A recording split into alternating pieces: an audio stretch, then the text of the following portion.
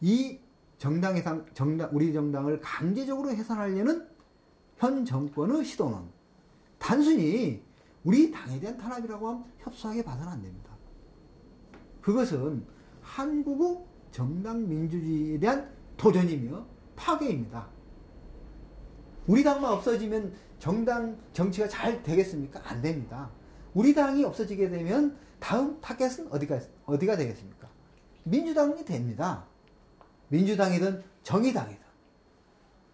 지금 우리에 대한 종북 공세가 민주당까지 지금 확산되고 있는 것이 오늘날의 현실 아닙니까? 이렇듯이 정당 민주주의가 위기에 처해 있습니다. 또한 최근 많이 해제되는 게 무슨 말입니까? 박근혜 독재란 말이 널리 유행되고 있지 않습니까? 또 유신부활 책동 이런 말도 널리 유행되고 있습니다.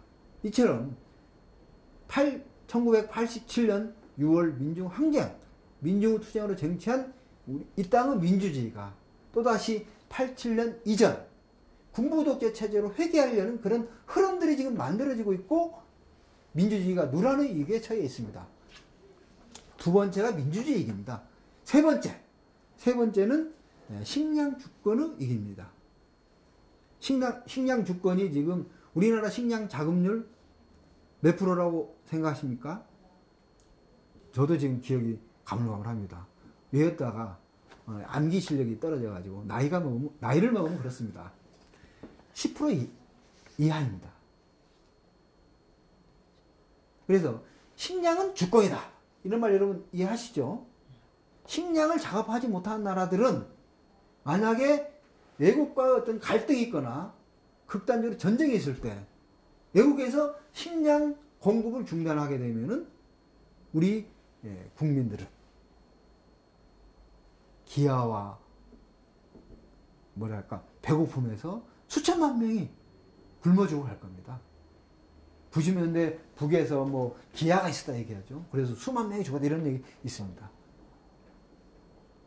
거기는 북한은 식량이 거의 자족되던 사회였습니다.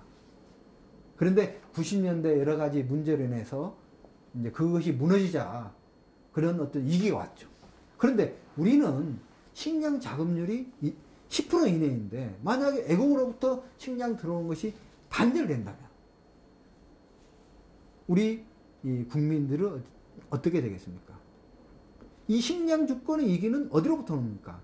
개방농장, 살롱, 농업을 죽이는 농업정책, 이걸 살롱정책 이렇게 얘기합니다. 이걸로부터 식량 주권의 위기입니다. 네 번째는 무분별한 개발로 인한 전 지구적으로 확산되고 있는 생태 위기가 있습니다. 마지막으로는 강대국의 군사적 패권주의가 불러온 전쟁 위기. 오늘 제가 미국에 있는 재미 교포인 박한식 교수라는 분이 있습니다. 그분이 한반도 문제, 남북 통일 문제에 많이 관심을 가지고 계신 분인데 그분이 이렇게 얘기하더군요. 프레시안 보니까 작년 우리 전쟁 위기에 발발 직전까지 갔었다. 이렇게 얘기를 했습니다. 즉 한반도는 끊임없이 지금 전쟁 위기에 있습니다.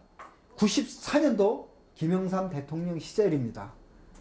그 당시에도 전쟁 일부 직전까지 갔었다. 이렇게 해고를 합니다. 김영삼 스스로 그렇게 해고를 하고 있습니다. 1990년대부터 지금까지 최소한 4차례, 5차례 큰 전쟁 위기를 우리 겪고 왔습니다. 그리고 실제로 연평도 사태도 겪었고요. 이 전쟁 위기는 어디로부터 오는가? 왜 90년대 이후에 한반도의 전쟁 위기가 빈발하게 됐느냐? 이것은 다시 말하면 강대국 패권주의로부터 왔다. 이렇게 얘기합니다. 여기서 말한 강대국은 어디일까요? 여러분 다 아시죠?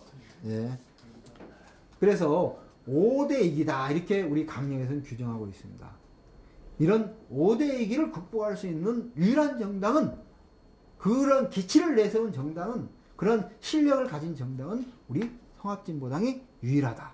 그러한 의미에서 우리 민족 또 우리 사회의 미래를 개척할 수 있는 유일한 정당. 그래서 미래정당이다. 이렇게 말씀드리고 싶습니다. 자, 그러면은 통합진보당이 걸어온 역사에 대해서 간단하게 말씀드리도록 하겠습니다. 맨 처음 아까 제가 이렇게 말씀드렸죠. 민주노동당이 언제 창당되었습니까? 아까 제가 말씀드렸는데요. 그렇죠. 2000년 1월 30일 창당되었습니다. 2000년 1월 30일 우리 민주노동당이 창당되고 그 해 6월 15일이 무슨 날입니까? 2000년 6월 15일 남북 정상이 만나서 6.15 공동선언이 발표된 역사적인 그런 해입니다. 사실 그 당시 남북 공동선언은 거의 자정이 넘어서 발표되었는데 날짜를 계산하기 위해서 6월 15일을 딱 맞췄습니다. 그러면 우리 민주노동당이 창당 과정에서 우리가 눈여겨봐야 될 점이 있습니다. 우리 민주노동당이 창당될 수 있었던 배경이라 할까요? 이런 점에 대해서 몇 가지 말씀드리도록 하겠습니다. 자, 우리 민주노동당이 창당될 수 있었던 것, 첫 번째, 저는 6월 항쟁의 귀중한 결실이다 이렇게 볼 수 있습니다. 6월 항쟁이 없었다면은 6월 항쟁으로 군부 독재 체제가 무너지고 그야말로 87년 민주헌법이 탄생되었으며 정당 정치가 회복되었습니다. 정당 민주주의가 회복되면서 진보 정당이 활동할 수 있는 가능성이 열리게 되었습니다. 따라서 우리 민주노동당의 창당은 6월 민중항쟁의 귀중한 결실이다 이렇게 말씀드릴 수 있겠습니다. 다음으로 저는 민주노동당 창당은 7.9월 노동자 대투쟁의 결론이다. 결론이라는 표현을 썼습니다. 이 말이 무슨 뜻이겠습니까?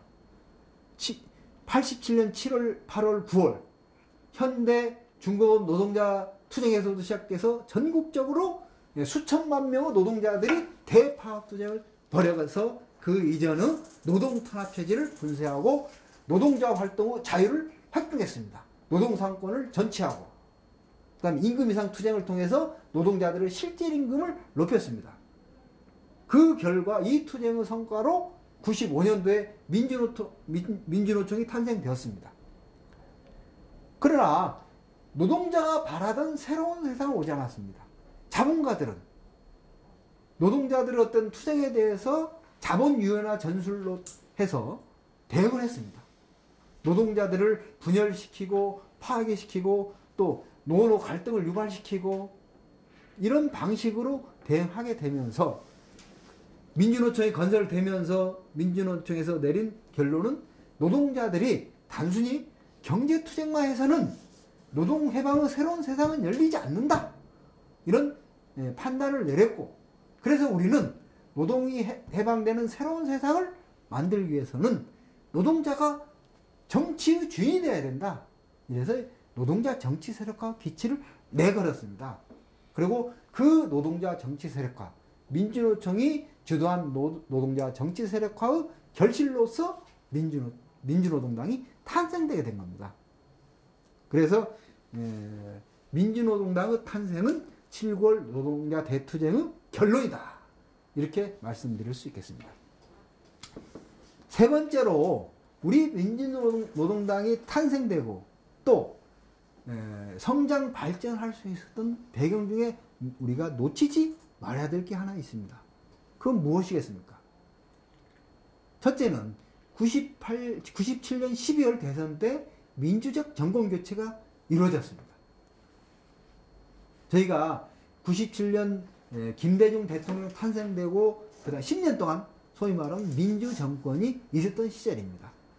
그 10년 동안에는 민주정권이 무엇인가 이걸 잘 깨닫지 못했었습니다. 사실 그 당시 우리가 여러분 기억하시죠? 그때 신자유가 확산되면서 IMF 이후에서 우리는 신자유의 반대 이런 투쟁을 하면서 김대중 정권에 대해서 노무현 정권에서 열심히 또 투쟁을 했습니다. 그런 투쟁을 하다 보니까 민주정권이 과거 군사독재 정권 또는 요즘 말하면 그 이전에 한나라당 정권과 무엇이 다른가를 깨닫지 못했습니다. 그러나 이명박 정권이 들어서고 박근혜 정권이 들어섰습니다. 지금 피부적으로 우리가 민주정권 10년과 지금 새누리당 정권 10년, 6년 차죠. 속에서 민주정권이 무엇인가를 조금이나마 이제는 깨닫고 있습니다. 그래서 민주적 정권 교체가 없었다면은 사실 우리 통합진보당, 그 당시는 민주노동당이 과연 합법적으로 활동할 수 있었을까라는 생각을 하게 됩니다. 그리고 두 번째는 바로 우리 당이 탄생하면서 6.15 공동선언이 몇 개월 만에 발표됐습니다. 그리고 남북관계가 대결적 남북관계로부터 화해협력적 남북관계로 바뀌게 되었습니다. 이것이 국민들 속에서 반공 반북의식이 약화되고 화해협력의식, 자주통일의식이 많이 확산되었습니다. 그래서 이 땅에서 진보정당이 진보적 이념을 내세우는 정당이 활동할 수 있는 유리한 공간이 만들어지게 되었다. 그래서 우리가 통합진보당, 그 이전에 민주노동을 생각할 때 이 세 가지 우리 당이 어떻게 해서 탄생될 수 있었는가, 그리고 잘 활동할 수 있었는가, 이런 부분들을 알 필요가 있다. 이런 말씀을 드리도록 하겠습니다.